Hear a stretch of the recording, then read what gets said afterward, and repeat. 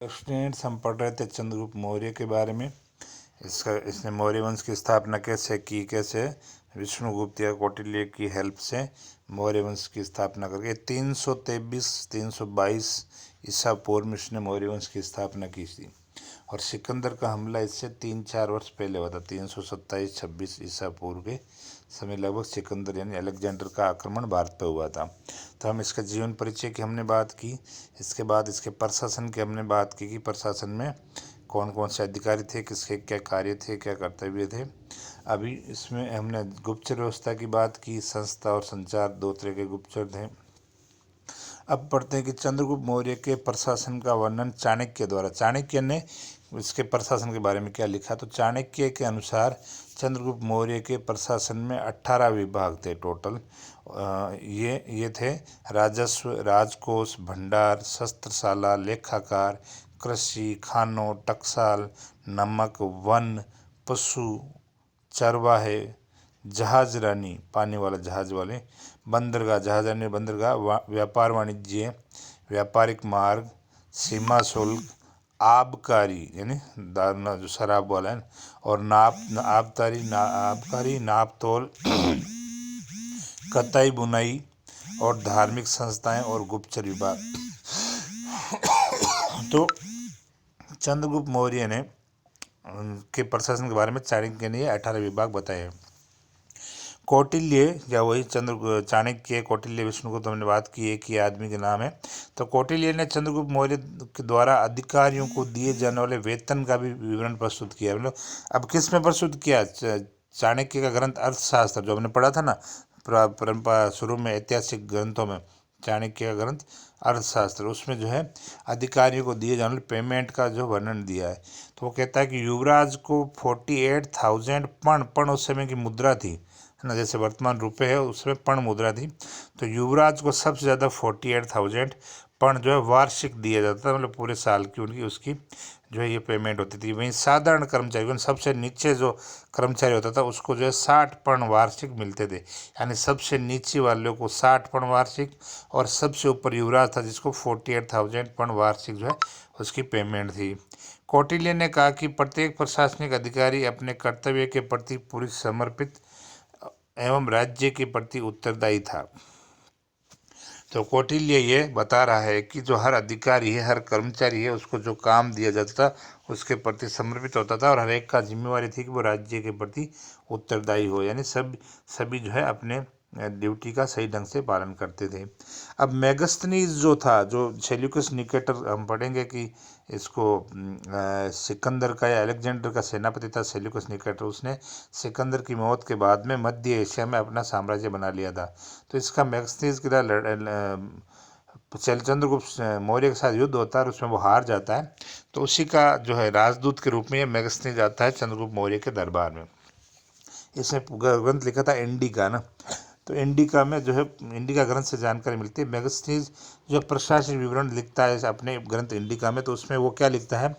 Megasthenes ने लिखा है कि पाटलिपुत्र का प्रबंध 30 सदस्यों का एक आयोग करता था, मतलब 30 सदस्यों का आयोग था। उस आयोग के 6 भाग थे, यानी 5-5 सदस्यों के 6 भाग अलग अलग कर दिए गए। प्रत्येक भाग में 5 सदस्य होते थे।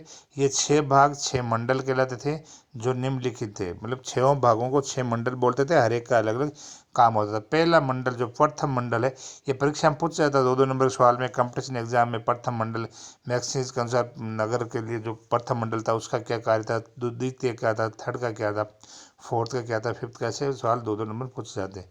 तो प्रथम मंडल मैक्सिस की इंडिका के अनुसार प्रथम मंडल औद्योगिक कला का प्रबंध इसके करता था, और यही मंडल वेतन भी निर्धारित करता था, यानी कर्मचारियों का, श्रमिकों का जो वेतन निर्धारित करता था।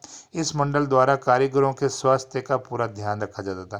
तो ये उद्योग और कला संबंधित था, और श्रमिकों का पेमेंट और उनके स्वास्थ्य का ध्यान रखने का कार्य ये प्रथम मंडल करता था।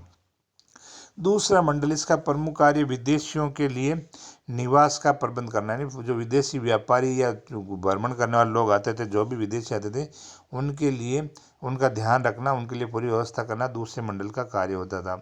तथा ये भी ध्यान रखना था कि विदेशियों को पूरा संरक्षण मिले, उनकी सुरक्षा, उनका ध्यान रखना। तथा बीमार होने पर, ये विदेशी अगर बीमार हो गए तो उनकी चिकित्सा का ध्यान भी यही विभाग रखता था। तो ये दूसरा मंडल इसका ये कार्य था, विदेशियों की हर तरफ से ध्यान रखना। तीसरा मंडल जो है 5 सदस्यों वाला तीसरा मंडल, ये मृत्यु और जन्म के आंकड़ों का ये मंडल अपने पास जो आंकड़े रखता था, है ना, जैसे नगर पालिका रखती है ना जन्म मृत्यु पंजीकरण द्वारा, तो इस प्रकार ये भी आंकड़े रखता था। और समय समय पर राज्य की जनसंख्या के बारे में राजा को अवगत कराता था। तो राज्य की जो जनसंख्या होती थी वो राजा को बताता था, ताकि राजा जो है इस विभाग के आंकड़ों द्वारा जो राज्य की नीतियां बनाते थे उसको में जो है नीतियां बनाने में, योजना बनाने में, प्लानिंग बनाने में उसको हेल्प मिलती थी। चौथा मंडल इसका कार्य है व्यापार वाणिज्य का ध्यान रखना। व्यापार वाणिज्य के ऊपर ये विभाग ध्यान रखता था। इस विभाग के सदस्य बिक्री पर पूरे तरह से नियंत्रण रखते थे, यानी व्यापार वाणिज्य और बिक्री पर ध्यान रखते थे। और इस बात पर बल दिया जाता था कि नाप तोल में किसी प्रकार की कोई बेईमानी ना हो।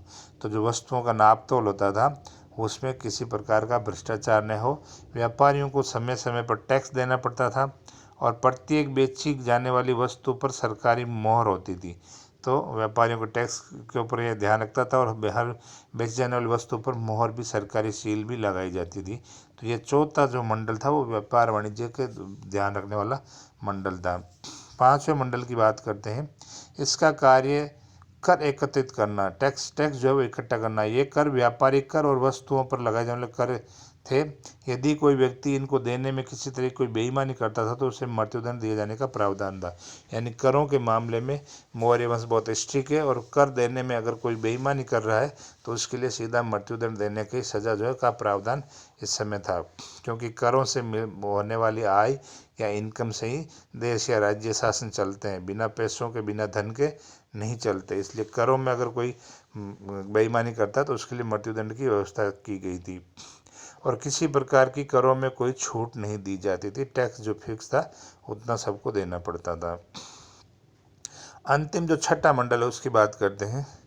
इस मंडल का कार्य निर्मित वस्तुओं की देखभाल करना, यानी जो वस्तुएं बनी हैं उनकी देखभाल करना। ये विभाग इस बात का पूरा ध्यान रखता था कि वस्तुओं की बनावट अच्छी प्रकार की, उन्हें अच्छी क्वालिटी की वस्तुएं जो बनी रही वो हो, तथा नई व पुरानी वस्तुओं को अलग रखकर वस्तु की गुणवत्ता की जांच की जाती थी। वस्तु की क्वालिटी की उनकी जो है जांच करना इस विभाग का काम था। ये विभाग इस बात का भी पूरा ध्यान रखता था कि ग्राहक के साथ कोई बेईमानी नहीं हो। तो ये ग्राहकों और बेईमान और वस्तु की क्वालिटी पर ध्यान रखने वाला कार्य था। तो ये 6 मंडल थे जो जिनका कार्य था। पहला मंडल जो है इसका काम औद्योगिक कला और श्रमिकों के वेतन और उनके स्वास्थ्य का ध्यान रखना। दूसरा विदेशियों को, विदेशी लोगों का ध्यान रखना। तीसरा जो है जन्म मृत्यु पंजीकरण संबंधी ये आंकड़े रखना जनसंख्या का। चौथा व्यापार वाणिज्य पर था। पांचवा जो है टैक्स संबंधी था। और छठा जो है ये वस्तुओं की क्वालिटी और इस पर ध्यान रखने वाला जो का काम जो है मंडल करता था।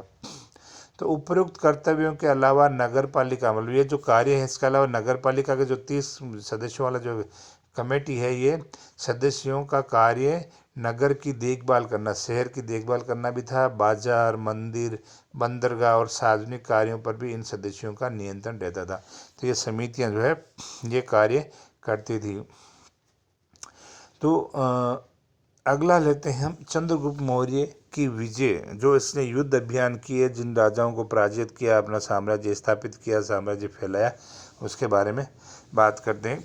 तो चंद्रगुप्त मौर्य की विजय में लेते, चंद्रगुप्त ने अपने गुरु चाणक्य की सहायता से पूरे भारत को जीतकर एक छत्र शासन की स्थापना की, है ना। तो ये हमने कल बात की थी पिछले क्लास में कि किस प्रकार से चाणक्य ने जो है अपने नंद वंश के राजा घनानंद के दरबार में अपमान होने के बाद में जो अपनी शिखा पर गांठ लगा कर, अपनी चोटी में गांठ लगा कर प्रण लिया था कि मैं तेरे वंश को ख़त्म करूंगा। और फिर चंद्रगुप्त मौर्य को खरीद करके तक्षशिला विश्वविद्यालय में उसको शिक्षा दे करके, ट्रेंड करके उसको जो है किस प्रकार जो है फिर नंद वंश को हरा करके, ख़त्म करके जो है मौर्य वंश की स्थापना की थी। तो यही बात आ रही है कि चंद्रगुप्त ने अपने गुरु चाणक्य की सहायता से पूरे भारत को जीतकर एक छत्र शासन के लिए जो है इसकी स्थापना की। और इसके एक छत्र शासन पूरे भारत में, चक्रवर्ती सम्राट, जो चक्रवर्ती सम्राट पढ़ते हैं पुराने समय में भारत के लिए आर्यवर्त वर्ड काम आता है। नहीं, हमारे भारत को आर्यवर्त बोलते थे, और हमारे हिंदू धर्म के लिए सनातन धर्म, वैदिक धर्म।